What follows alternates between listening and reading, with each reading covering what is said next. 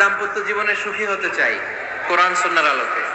স্বামী স্ত্রীর সম্পর্কটা এটা একটা মধুর সম্পর্ক, ঠিক কিনা? স্বামী স্ত্রীর সম্পর্কটা কেমন জানেন? স্বামী স্ত্রীর সম্পর্কটা হচ্ছে হাত আর চোখের মতো। হাত ব্যথা পেলে চোখ দিয়ে পানি ঝরে, আবার চোখ দিয়ে পানি ঝরলে হাত সেই পানি মুছে দেয়, ঠিক কিনা?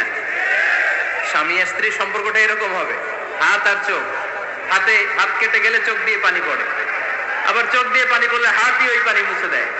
সম্পর্কটা এরকম থাকার দরকার আছে না নেই? আছে। আল্লাহ তাআলা স্বামী স্ত্রীর সম্পর্ককে কোরআনে পোশাকের সাথে তুলনা করেছেন। ড্রেস, কস্টিউম, পোশাক।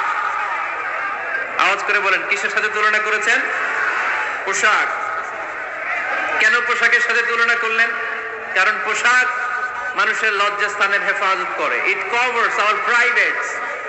পোশাক, ড্রেস এন্ড কস্টিউম এটা আমাদের লজ্জাস্থানকে ঢেকে রাখে, আমাদের ঈমান বাঁচায়। তেমনি স্বামী তার স্ত্রীর চরিত্র হেফাজত করে, স্ত্রী তার স্বামীর চরিত্র হেফাজত করে, ঠিক কিনা?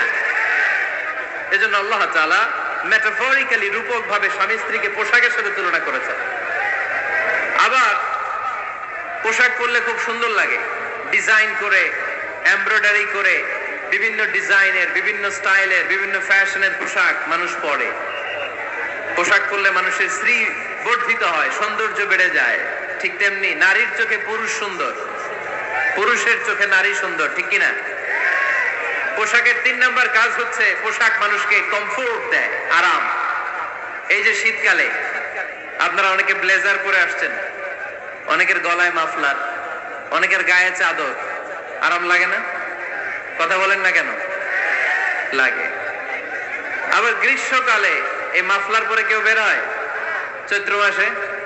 চৈত্র মাসে নীলফামারীতে জ্যাকেট পরেন কে কে দেখি? পরেন? পরেন না। এর কারণ চৈত্র মাসে পাতলা কাপড় পরতে হয়, কটনের, সুতির কাপড়। শীতকালে মোটা কাপড় আরাম লাগে, দেহটাকে প্রশান্ত করে দেয়। আবার গরমকালে সুতির, কটনের পাতলা কাপড় পরলে দেহটারে প্রশান্ত করে দেয়। ঠিক তেমনি স্ত্রী যখন স্বামীর সান্নিধ্য পায়, স্ত্রী প্রশান্ত হয়ে যায়। আবার স্বামী যখন স্ত্রীর সংস্পর্শ পায়, স্বামীর অন্তরটারে প্রশান্ত করে দেয় কে?